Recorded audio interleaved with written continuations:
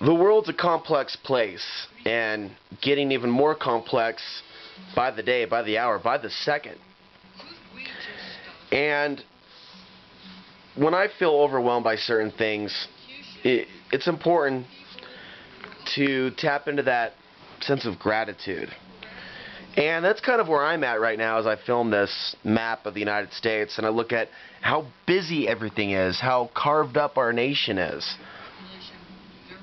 And I look at where I am in this area, and it's just so quiet and removed from so much, especially in this area and this area. A lot of the emotional chaos that so many people in these areas are going through. And living in some of these dense populated environments, cities, areas, can really wreak havoc if one's not in balance. I understand why people love cities.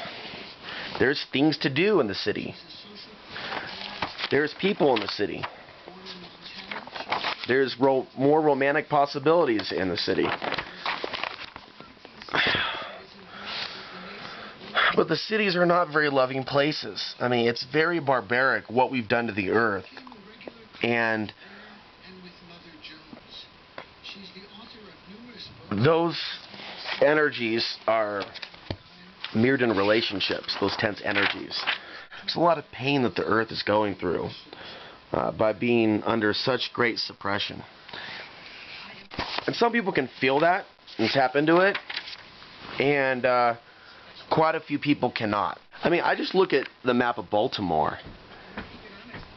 The map of Baltimore. Just this massive, oh my God, just sprawl, and it just screams run. I can't, you know, like, run. Should I go this way, or should I go this way? Should I go this way or that way?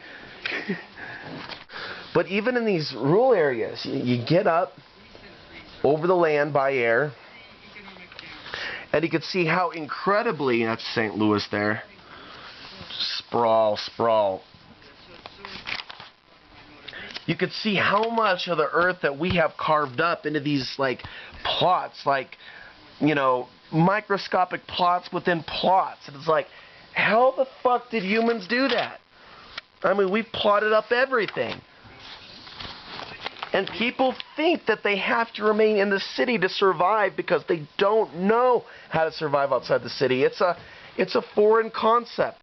It's painful to see. And then you wind up in a plot. And now here I am trying to get my own plot out here somewhere. There are very few people I'm connected with that listen to the show, or people that have been my friends over the years that actually happen to live in New York City. And there's something very intoxicating about some of these environments when we're taken away from nature and our senses are overexposed to not only, you know, the basic things like electromagnetic pollution and things like cell phone towers, but on a simple level, the bright lights, pizza pies, strip clubs, coffee shops, people, cholesterol. It's not easy, or more people would be doing it. Just saying, you know what? You can keep your money, okay? You can keep your fucking mortgage agreements. You can keep your fluoridated water, okay? You can keep your gang violence.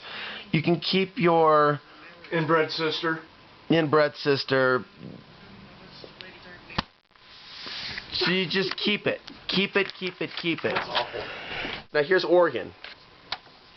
Oh. You know, look, I talked for years on Outside the Box, which was broadcast out of this city, Portland, Oregon, a dense population center.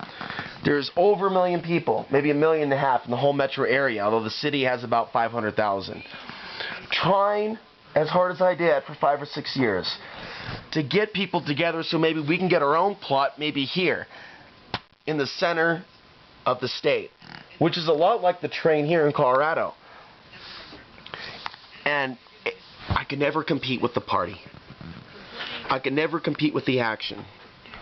I can never compete with all the distractions that are taking place within this metropolitan area.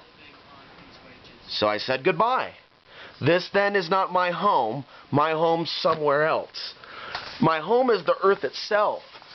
So I pulled back my own identification with myself being a Portlander or a Oregonian, because when I grew up right around here in Aurora on 40 acres just outside Portland.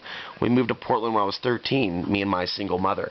And that also started a much larger pattern of moving.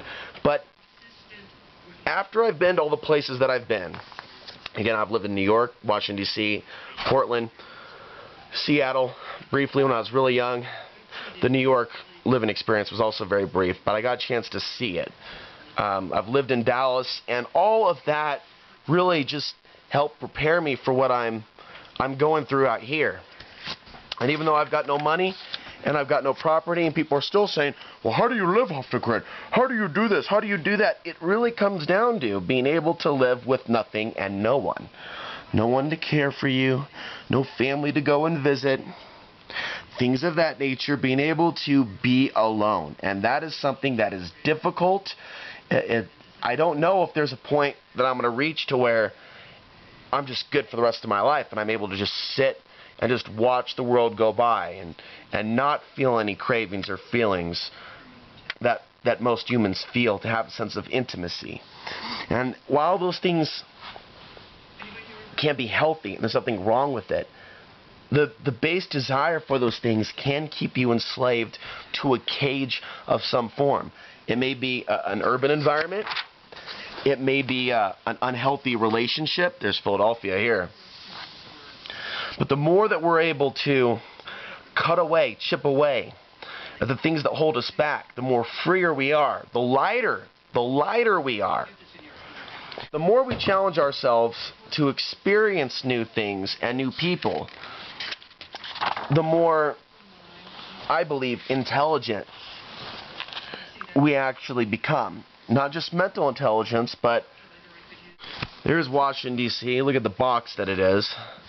D.C., the District of Columbia.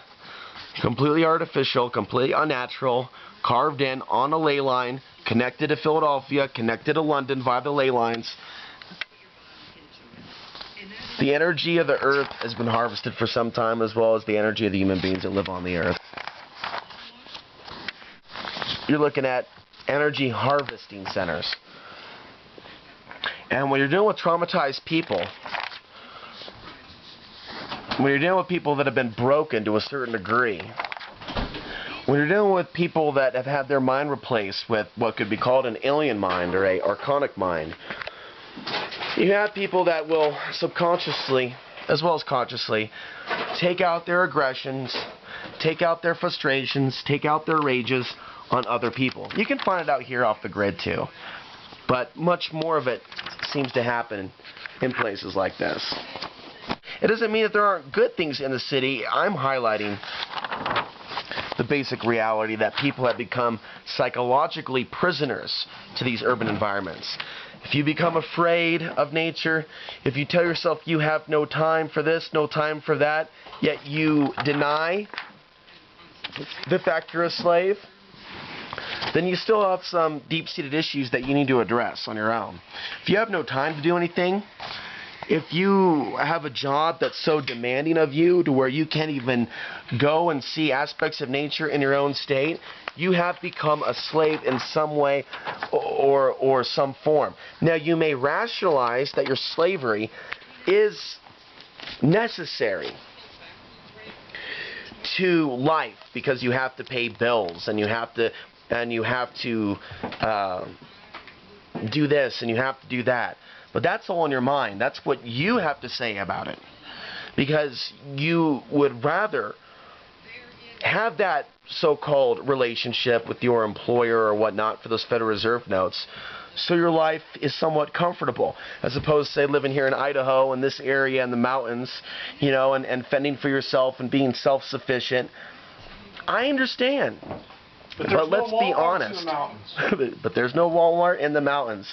And I can see how that can be emotionally upsetting to some people that, you know, they need their weekly, some even monthly dose of the happy, smiley face. Yeah. The happy, smiley face. Oh, God, I got money. I got to go spend it on something I don't fucking need.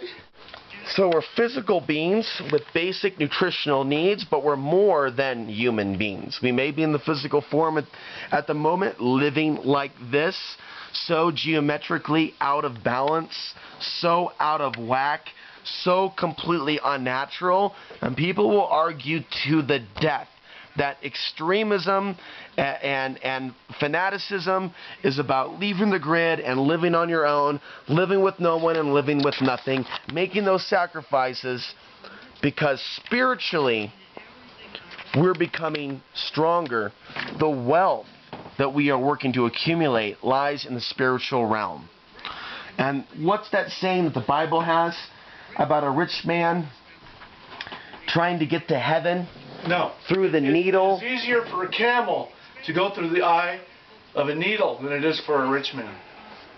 You know, the birds, it's like Christ said in the Bible, you know, the birds neither reap nor sow, yet God feeds them.